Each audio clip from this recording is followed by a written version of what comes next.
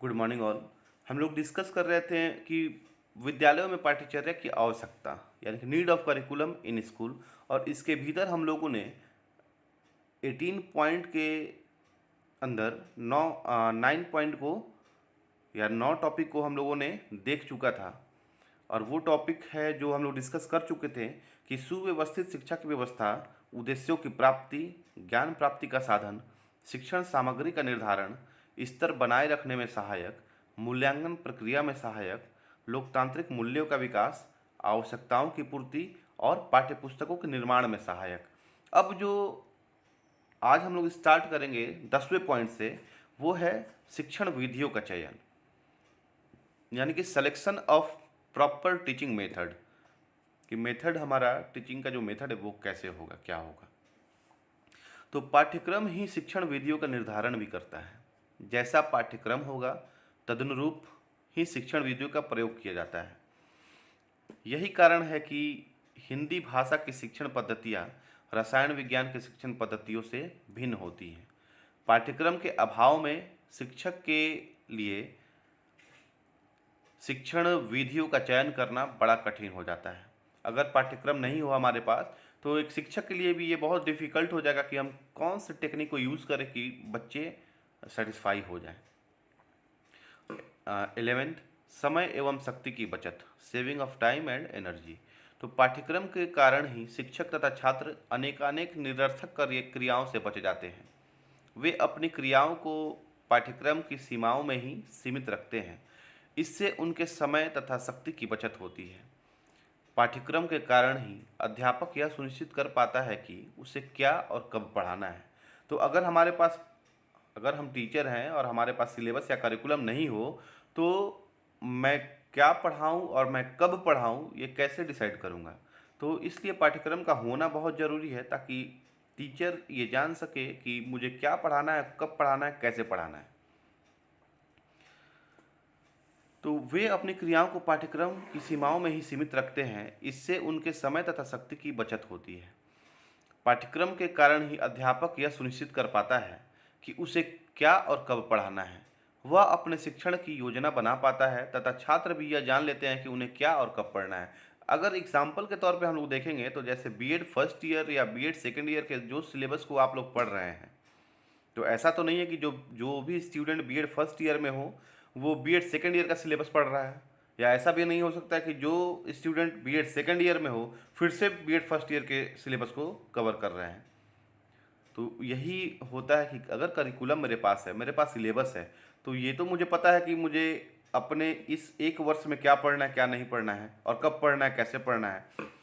तो यही इम्पोर्टेंट है कि करिकुलम होने से ये सब चीज़ एकदम फ्रेश हो जाता है कि मुझे कब क्या कैसे पढ़ना है। तो वह अपने शिक्षण की योजना बना पाता है तथा छात्र भी यह जान लेते हैं कि उन्हें क्या और कब पढ़ना है। पाठ्यक्रम के कारण उन्हें इधर उधर भटकने की आवश्यकता नहीं होती। इससे छात्र एवं शिक्षक दोनों को ही सुविधा मिलती है।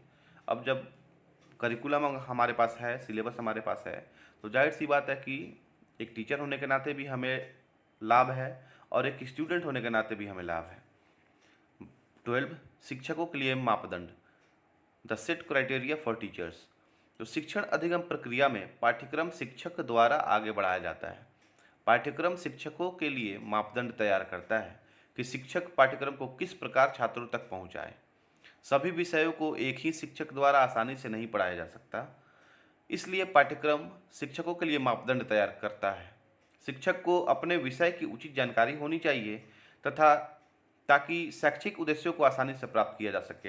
अब ऐसा भी नहीं होना चाहिए कि पाठ्यक्रम तो है हमारे पास, लेकिन अब मैथ्स का क्लास कोई फिजिकल एजुकेशन का टीचर ले, फिजिकल एजुकेशन का क्लास कोई हिंदी का टीचर ले, अकाउंट्स का क्लास कोई जूलॉजी का टीचर ले, और जूलॉजी का क्लास कोई इंग्लिश का टीचर ले।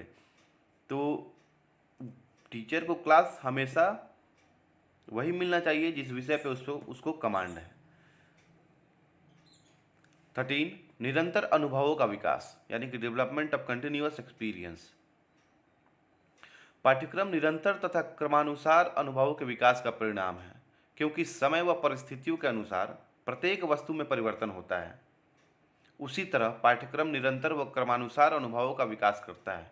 विद्यार्थी में निरंतर व क्रमानुसार अनुभव का विकास करने में पाठ्यक्रम बहुत ही महत्वपूर्ण भूमिका निभाता है, क्योंकि विद्यार्थी को एक क्रम के अनुसार ज्ञान प्रदान किया जाता है। जैसे बालक पहले अपने परिवार व आसपास के वातावरण को समझता है, वह उसके बाद उसे राष्ट्र व अंतर्राष्ट्रीय स्तर की जानकारी दी जाती है। ये भी सही है कि बच्चा जो होता है वो सबसे पहले अपने परिवार को समझता है, परिवार के बाद वो जिस समाज में रह रहा है वो अपने समाज को समझता है, उसके बाद ही वह अपने राज्य या अपने देश को समझ पाता है या अंतर्राष्ट्रीय स्तर की जानकारी रख पाता है या हम उसे दे सकते हैं। तो यह जो विकास है यह निरंतर व क्रमानुसार चलता रहता है। 14th, विभिन्न विषयों के बारे में ज्ञान, to get knowledge of various subjects. तो पाठ्यक्रम छात्रों को विभिन्न विषयों के बारे में ज्ञान प्रदान करने में महत्वपूर्ण भूमिका निभाता है। पाठ्यक्रम के द्वारा ही हम विभिन्न विषयों जैसे विज्ञान, दर्शन शास्त्र, भूगोल, समाज शास्त्र व इतिहास आदि के बारे में विस्तार पूर्वक ज्ञान प्राप्त करते हैं। पाठ्यक्रम विभिन्न विषयों को एक सूत्र में बांधकर छात्रों को उसके जीवन में प्रयोग करने के लिए तैयार करता है। अब जैसे जो विज्ञान, दर्शन शास्त्र, भूगोल या समाज शास्त्र व इतिहास की बात कर रहे हैं, तो ऐसा तो नहीं है कि आप सेकंड या थर्ड स्टैंडर्ड में हैं या सेवन्थ या एट्थ स्टैंडर्ड में हैं तो उसी क्लास में पूरे इतिहास को आपको बता दिया जाए। सबको डिवाइड किया गया है कि किस क्लास में इतिहास का कौन कौन सा चैप्टर पढ़ना है, किस क्लास में ज्योग्राफी का कौन कौन सा चैप्टर पढ़ना है और किस क्लास में सिविक्स का कौन कौन सा चैप्टर पढ़ना है। और फिर उस क्लास से अगले क्लास में जाने के लिए वो एक चेन सिस्टम का काम करेगा पाठ्यक्रम कि जैसे हम कह सकते हैं कि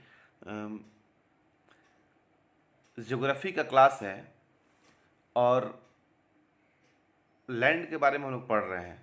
अब लैंड के बारे में जो पढ़ रहे हैं तो लैंड का पूरा विस्तार से जानकारी हम एक ही क्लास में नहीं दे सकते हैं, उसका कुछ हिस्सा हम अगले क्लास में रखेंगे ताकि बच्चों को बहुत आसानी से समझ में आ सके। फिर है कि पाठ्यक्रम विभिन्न विषय को एक सूत्र में बांधकर छात्रों को उसके जीवन में प्रयोग करने के लिए तैयार करता है। ये विषय छात्रों के दैनिक जीवन को सुचारू रूप से चलाने के लिए तैयार करते हैं।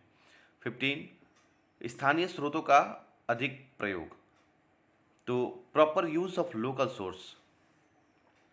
पाठ्यक्रम का निर्माण करते समय स्थानीय स्रोतों का अधिक प्रयोग किया जाता है। पाठ्यक्रम को जब विद्यार्थी कक्षा या विद्यालय में ग्रहण करते हैं तो उसे अपने स्थानीय स्रोतों के बारे में ज्ञान प्राप्त होता है।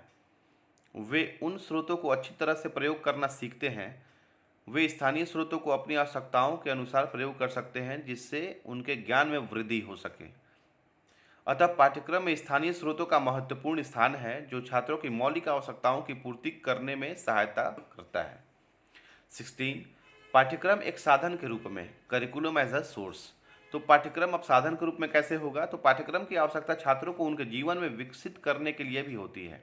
पाठ्यक्रम की जो आवश्यकता है वह छात्रों को उनके जीवन में उनको विकसित, उनको डेवलप करने के लिए भी होती है। छात्र जब विद्यालय में जाते हैं तो वे अपने आप को सामाजिक व आर्थिक जीवन के लिए तैयार करते हैं।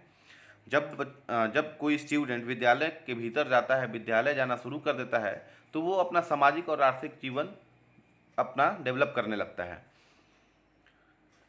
पाठ्यक्रम निर्धारित करके विद्यालय छात्रों को सहायता प्रदान करता है। वे अपना पूर्ण विकास करके समाज में अच्छे नागरिक बनते हैं। समाज की आवश्यकताओं के आधार पर शिक्षा शास्त्री व दर्शन शास्त्री पाठ्यक्रम का निर्माण करते हैं।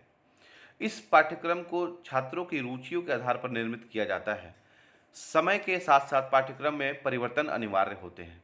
ये परिवर्तन समाज की आवश्यकताओं की पूर्ति करते हैं। अतः यह स्पष्ट होता है कि पाठ्यक्रम एक विद्यालय में वह साधन है जिसको हर छात्र को अपने उद्देश्यों की पूर्ति व विकास के लिए अपनाना ही पड़ता है। अब इसका सार हम लोगों को क्या मिल रहा है, तो इसका पूरा निष्कर्ष यही मिल रहा है कि हम जिस पाठ्यक्रम की बात कर रहे हैं तो यह स्पष्ट हो जा रहा है इससे कि पाठ्यक्रम एक विद्यालय में वह साधन है जिसको हर छात्र अपने उद्देश्यों की पूर्ति व विकास के लिए अपनाएगा ही। 17, पाठ्यक्रम व विद्यालय का वातावरण, तो करिकुलम एंड स्कूल इन्वायरमेंट। तो एक विद्यालय में पाठ्यक्रम को सुचारू रूप से चलाने के लिए उचित वातावरण का होना अति आवश्यक है। अब यहाँ पे विद्यालय के इन्वायरमेंट की बात की जा रही है। तो हम करिकुलम चाहे जो भी हो, करिकुलम बच्चों को ध्यान में रखकर बनाया गया हो, बच्चों को सेंटर में रख के बनाया गया हो, लेकिन वो करिकुलम तभी हम लोग बहुत अच्छे से, बहुत सलीके से इम्प्लीमेंट कर सकते हैं जबकि विद्यालय का माहौल, विद्यालय का वातावरण उसके अनुकूल हो। तो यदि पाठ्यक्रम का निर्माण छात्रों के विकास व हितों के आधार पर होता है तो उस पाठ्यक्रम को चलाने के लिए विद्यालय ऐसे वातावरण का निर्माण करता है जिसके द्वारा पाठ्यक्रम में शामिल क्रियाएं संभव होती हैं। यदि पाठ्यक्रम विस्तृत है परंतु विद्यालय उस पाठ्यक्रम को पूर्ण करने में अच्छा वातावरण नहीं उपलब्ध करवाता है तो पाठ्यक्रम अच्छा होने के बावजूद भी छात्रों तक नहीं पहुंच पाता है। यह विद्यालय की जिम्मेदारी है कि जो पाठ्यक्रम छात्रों के लिए निर्मित किया गया है उसे पूरा करने के लिए वे सभी साधन व वातावरण उपलब्ध करवाएं जिससे पाठ्यक्रम का विकास हो। यदि गतिशील वातावरण विद्यालय में नहीं होगा तो पाठ्यक्रम पूर्ण रूप से छात्रों तक नहीं पहुंच सकता है। इससे पाठ्यक्रम का लाभ छात्र अच्छे ढंग से अपना नहीं पाते हैं। 18 पाठ्यक्रम में क्रियाओं का महत्व। तो importance of activities in curriculum. तो पाठ्यक्रम में क्रियाओं को शामिल करके छात्रों को निपुण व हर कार्य करने में सक्षम बनाया जाता है। एक विद्यालय में छात्रों से संबंधित विभिन्न क्रियाएं होती हैं जो छात्रों के विकास में सहायता करती हैं। पाठ्यक्रम केवल कक्षा कक्ष तक ही संबंधित नहीं होता है बल्कि इसमें सहगामी क्रियाओं, जो हम लोग को करिकुलर एक्टिविटी के बारे में डिस्कस किए थे, वो सब कुछ इस करिकुलम में आएगा। तो सहगामी क्रियाओं पुस्तकालय, प्रयोगशालाएं, कर्मशालाएं, खेल का मैदान, विद्यालय की सीमा में गठित क्रियाएं भी शामिल होती हैं। इससे बच्चों में कर के सीखने की शक्ति का विकास होता है। इससे छात्रों, अध्यापकों व अन्य कर्मचारियों के अनुभव भी शामिल होते हैं जिनको पाठ्यक्रम को लागू करने में प्रयोग किया जाता है। इस प्रकार शिक्षण अधिगम प्रक्रिया में पाठ्यक्रम का बहुत ही महत्वपूर्ण स्थान है। इसके बिना शिक्षण अधिगम प्रक्रिया की कल्पना भी नहीं की जा सकती है और न ही शिक्षा के उद्देश्यों की प्राप्ति हो सकती है। तो पाठ्यक्रम के बिना हम लोग शिक्षण अधिगम प्रक्रिया की कल्पना भी नहीं कर सकते हैं और ना ही हम शिक्षा के उद्देश्य को प्राप्त कर सकते हैं। तो शैक्षिक उद्देश्यों की प्राप्ति पाठ्यक्रम के द्वारा ही संभव है। इसके साथ साथ पाठ्यक्रम विद्यार्थी के संपूर्ण विकास यानी कि विद्यार्थी के सर्वांगीण विकास के लिए भी महत्वपूर्ण है। लोकतांत्रिक मूल्यों का विकास, ज्ञान प्राप्ति, आवश्यकताओं की पूर्ति, शिक्षण विधियों का चयन, उत्तम नागरिकता का विकास और शोध कार्य को प्रोत्साहित करने आदि के विकास में बहुत ही महत्वपूर्ण भूमिका निभाता है। तो पाठ्यक्रम के द्वारा ही विद्यार्थी, समाज व राष्ट्र का विकास संभव है। तो इस तरीके से हम लोग इसको भी देख लिए, इस टॉपिक को भी, कि विद्यालयों में पाठ्यचर्या की आवश्यकता क्यों है, need of curriculum in school. अब मैं आज एक होमवर्क दूंगा आप लोगों को, एक क्वेश्चन दे रहा हूं जो लॉन्ग टाइप क्वेश्चन है, यानी कि हम समझ सकते हैं कि ये 20 नंबर का क्वेश्चन है और इसको आप लोगों को करना है। तो आप लोग क्वेश्चन नोट कीजिए कि पाठ्यक्रम के अवधारणा को बताते हुए पाठ्यक्रम के विभिन्न प्रकार और विभिन्न सिद्धांतों का विस्तृत वर्णन करें। पाठ्यक्रम के अवधारणा को बताते हुए पाठ्यक्रम के प्रकार और पाठ्यक्रम के सिद्धांत का विस्तृत वर्णन करें। तो आप लोग राइटिंग करना स्टार्ट कर दीजिए क्योंकि एग्जामिनेशन हॉल में अक्सर टाइम के कारण, कम टाइम होने के कारण क्वेश्चन छूट जाता है। तो जब तक आप लोग लिखना शुरू नहीं कीजिएगा और लिखने का प्रैक्टिस जब तक नहीं होगा तब तक जो लिखने का स्पीड है वो डेवलप नहीं हो पाएगा, वो आगे नहीं बढ़ पाएगा। और जब लिखने का स्पीड नहीं होता है, उसी जगह पे बहुत नॉलेज है आपके पास लेकिन लिखने का स्पीड नहीं है, तो वहाँ पे क्वेश्चन निश्चित छूटेगा और जब क्वेश्चन छूटेगा तो नंबर कम होगा। तो इसलिए जो मैं क्वेश्चन दिया हूँ वो आप लोग मेरे कॉपी में उसको क्वेश्चन आंसर करके रखिएगा। Thank you.